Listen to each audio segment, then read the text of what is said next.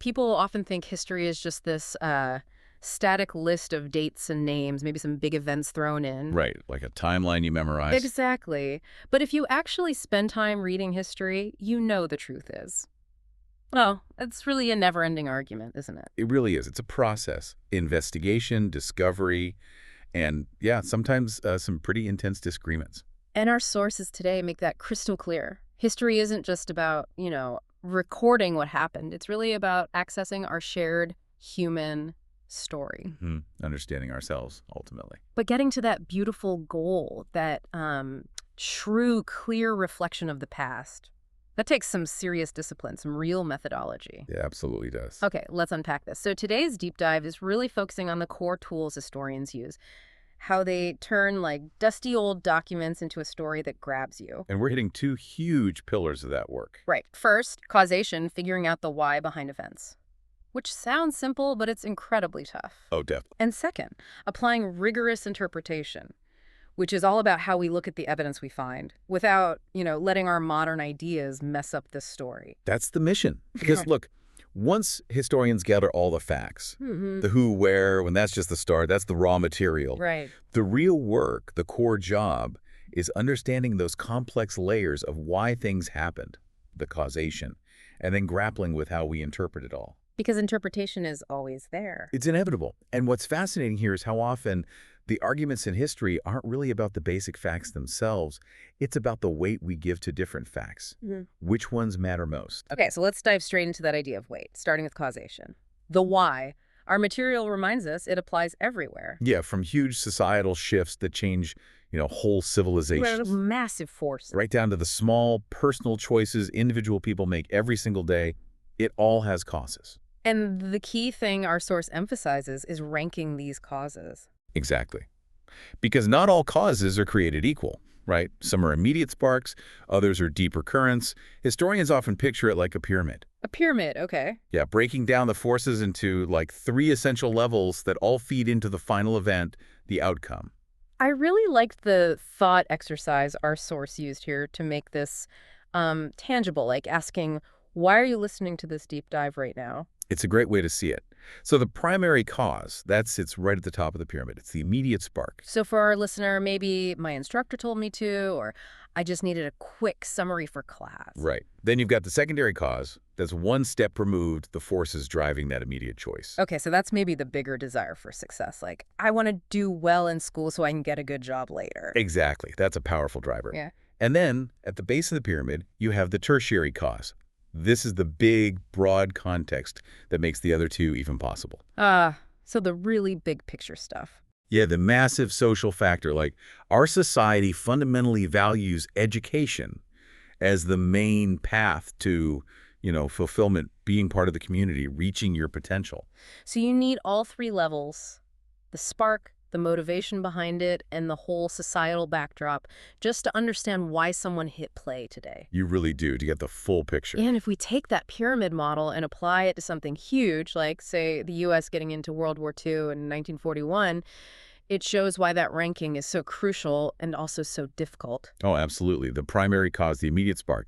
Clearly, Japan's attack on Pearl Harbor. No real debate there. Right, the day of infamy. But if we just stop there, our history would be paper thin. Yeah. Incomplete. So the secondary causes. Well, there are lots, right? You had President Roosevelt already looking for ways to help the British fight Nazi Germany. That had been going on for a while. Lend-Lease and all that. And then there was the long simmering tension between the U.S. and Japan over who would dominate the Pacific. That goes back years, even decades. Strategic power struggles. Okay, so even when the facts Pearl Harbor happened, FDR wanted to help Britain. U.S.-Japan tensions existed even when those are clear. Ranking them causes the arguments. Precisely. Take the Ottoman siege of Constantinople in 1453, a classic example. Okay, what happened there? Well, we know the facts. Sultan Mehmed II led the siege. He was young, ambitious, really eager to prove himself, maybe step out of his father's shadow. So a strong personal motivation. The leader's drive. Definitely a powerful individual factor. But the Ottomans had been trying to conquer Constantinople for centuries. It wasn't a new idea. So there's a bigger context. A huge one. For the Ottoman Empire, conquest wasn't just about ego or glory. It was their fundamental way of guaranteeing stability, bringing in wealth, expanding prosperity for their people. Taking Constantinople was a massive strategic, economic, and frankly, systemic goal. So the historian has to decide what gets top billing. Exactly. What's fascinating here is that debate. Was the primary driver Mehmed's personal ambition, the great man focus? Or was it that broader systemic economic pressure of Ottoman expansion that had been building for generations? And if you focus too much on Mehmed's ego, You maybe downplay those larger impersonal forces that were also pushing things along. The best historians, the most comprehensive ones, try to find the widest range of causes. yeah, That gets them closer to the real complexity, the true nature of the event. that difficulty, that assigning of weight, Yeah. it leads us perfectly into interpretation, doesn't it? Because if finding the why is hard, it's partly because the person asking the question, the historian, is never totally neutral. Never. They always bring their own viewpoint, their own background. Which brings us to part two, how that personal perspective shapes the story we tell, shapes interpretation. And we have to start by saying bias is always there in historical work. It's just inevitable. We all live inside our own context, our own value systems. But it's not always negative, right? The sources point out that bias can actually be a positive thing sometimes, a force for needed change. Absolutely. Here's where it gets really interesting. Think about the 1960s and 70s. You had historians deeply influenced by the civil rights movement, by counterculture. Right, a whole shift in societal values. And that specific value system, you could call it a positive bias towards voices that had been ignored. It led them to challenge the old way of doing history. Which was focused mainly on. Elites, Hmm. kings, presidents, Mhm. generals. That bias pushed historians to say, wait a minute, what about ordinary people? What about women, minorities, the working class?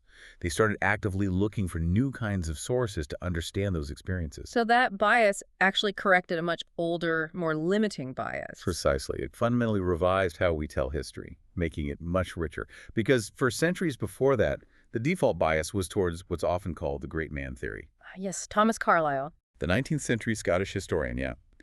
His view basically was that universal history is the history of great men.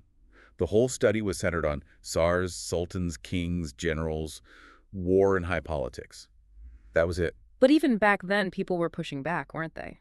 They were. You had hints of it in Romanticism earlier in the 19th century, this idea of finding greatness in everyday life, not just in palaces. And then the big one, Tolstoy. Right. Leo Tolstoy, in his massive novel War and Peace around 1860, he offers this huge philosophical counter-argument. What was his take? Tolstoy basically argued that the hero's will isn't truly free. He said the hero's actions are continually controlled by these underlying laws directing events. So not really the great man driving things. Not according to Tolstoy. He contended that it's the collective actions of the general mass of men, the ordinary people who participate, that truly cause historical events. The leader's will is actually subject to the will of the masses, a radical idea for the time. Wow. Okay, so that challenge, plus I imagine the huge upheavals of the 20th century. Especially the world wars, yes. They made that older idea of inevitable human progress seem, well, frankly naive. That idea that history is just marching towards some better future, often defined by like a European model. Exactly. Yeah. That's sometimes called progressive history or teleological history. The belief in a specific endpoint. After the horrors of the early 20th century, that lost a lot of credibility. So people started looking for different ways to understand the past. Precisely. And that search for more nuance, for different angles, led to what we call revisionism, which sounds negative, but it just means the ongoing process of altering historical interpretation by adding new evidence, new perspectives, new questions. It's about refining the picture, not just tearing it down. Exactly.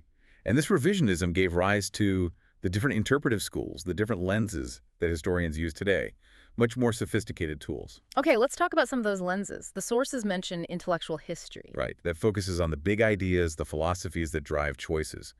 Think about how Enlightenment thinking fueled revolutions, for example. Makes sense. Then there's social history. You mentioned it exploded after the 60s. It really did. Social history is about the history made by everyone, not just the elites.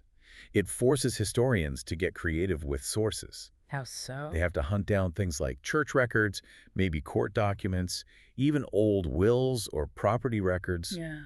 Anything that might give a glimpse into the lives of the poor, the illiterate, servants, women, people who didn't leave traditional written accounts. Filling in the massive gaps left by just studying kings. Exactly. It brings ordinary lives into focus. The sources also talk about analyzing social constructs. What does that mean in practice? Social constructs are basically ideas that a society creates and accepts as real or natural, even though they might not be inherently fixed. Think about ideas like class distinctions or race or gender roles. Ah, things that feel solid but were actually built over time by people? Precisely. And these constructs then shape how people think, how they behave, who has power, who doesn't, for centuries sometimes. Analyzing them is key. Okay. And connecting that to bigger frameworks. Marxism. Right. Marxism is an ideological lens that sees history as primarily driven by economic factors and the struggle between social classes. And gender history. That specifically focuses on the power dynamics between men and women across history. How are gender roles defined? How are they enforced? How did that shape events and experiences? Super important. And then a really vital one today, post-colonialism. Hugely important. Post-colonialism looks at the long-term impact, the enduring legacy of colonialism and empire. So not just the period when the colonizers were there, but what happened after they left. Exactly. How did colonialism shape things like systemic racism or patterns of poverty or political instability that might still be affecting those countries today, decades or even centuries later? It's about that long shadow. Wow. Okay, so if you take all these different lenses and apply them to the same period, like the example in our source, Yeah. colonial Latin America from Columbus roughly to the 1820s. You get completely different stories from the exact same slice of time. An older, progressive historian might focus on how democratic ideas slowly started to grow. Okay, focusing on the emergence of republics. But a social historian, they wouldn't care much about the governors. They'd be digging into court records to see what indigenous people were eating or who they were trying to marry, daily life stuff. Completely different focus. And then a post-colonialist historian would zoom right in on that power imbalance. They'd highlight how the systems of race and class and wealth distribution set up by Spain and Portugal continued to shape Latin America long after the flags changed. So using multiple lenses gives you a much richer, more complex, and frankly, more real picture. That's the goal. But there's a caution here, too. While that 60s shift involved, maybe, a positive bias correcting an old one, we always have to guard against presentism. Presentism. Okay, define that for us. Presentism is the trap of judging people in the past solely by our own modern standards, our current moral codes. Like criticizing someone in the 17th century for not holding 21st century views on equality. Exactly. It's basically criticizing them for not knowing what we know now or not valuing what we value now. Yeah. Completely undermines historical empathy. Which is the real goal. Right. While we need rigorous lenses, the ultimate aim isn't really to pass judgment from our lofty perch. It's to understand the past as clearly as possible, trying to meet it on its own terms. And that clarity, understanding the past on its own terms, it all depends on the foundation, right? The raw material. The primary sources. Absolutely critical. So primary source is... It's first-hand evidence from the time period you're studying. Could be a letter, a diary, an object, a government document, an eyewitness account. the bedrock. It is. But just finding a primary source isn't enough. Relying on one without really scrutinizing it, that's a huge mistake. Because every single source is subjective in some way. So you have to interrogate it. Definitely. Our source lays out 4 essential questions you have to ask to interpret them accurately. Okay, number 1. The author. Who wrote this thing? What was important to them? What were the potential biases or hidden motives? Were they trying to get a promotion? Were they trying to make themselves look good? Cover up a mistake. Makes sense. What's next?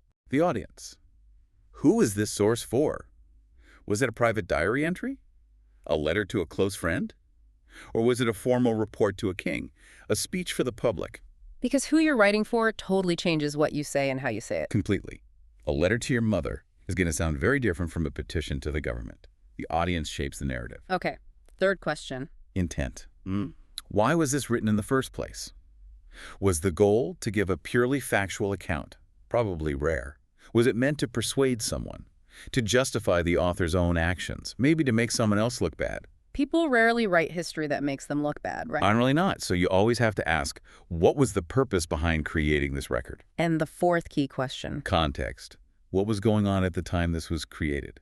Was it wartime? Peacetime? Was there a major economic crisis? A plague? A religious upheaval? Because the surrounding circumstances massively influence what gets written and how reliable it might be. Profoundly.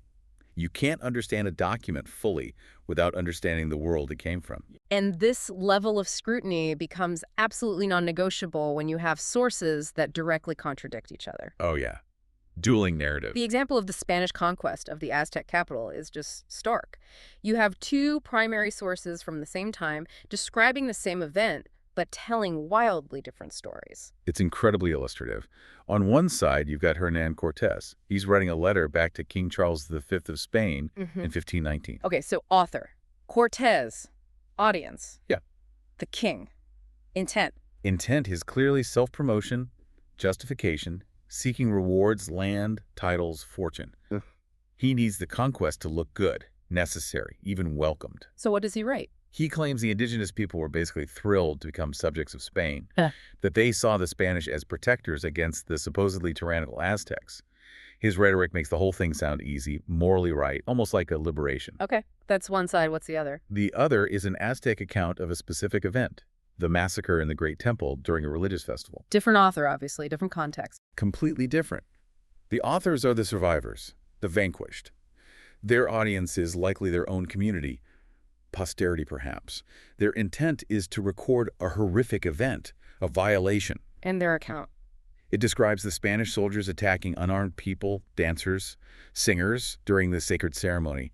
It even quotes the Aztec ruler Moctezuma pleading with the Spanish, saying, these people aren't armed, they have no shields, no weapons. Wow. Polar opposites. Totally inverted. One is the conqueror writing to his king for glory and gold. The other is the conquered recording a trauma.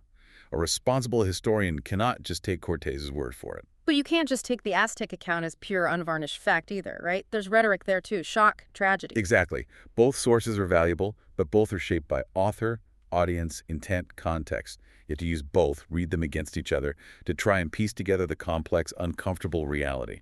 So what does this all mean? It means the difference in who wrote it, who they wrote it for, and why they wrote it explains these completely competing versions of the same event. It hammers home why history isn't just about finding facts.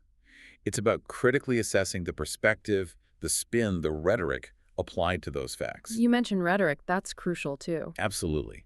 Historians have to analyze how words are used, the deliberate choices speakers and writers make to achieve an emotional or political effect. Like FDR's Day of Infamy speech after Pearl Harbor. Perfect example. He didn't just say, Japan attacked us. He carefully chose words like suddenly and deliberately attacked. That phrasing conveys treachery, premeditation. Not just an attack, but a sneaky, planned one. Right. And then he used that rhythmic list, attacked Malaya, attacked Hong Kong, attacked Guam, building this sense of simultaneous, widespread, calculated aggression, imminent danger. And that rhetoric shaped the public response. Massively.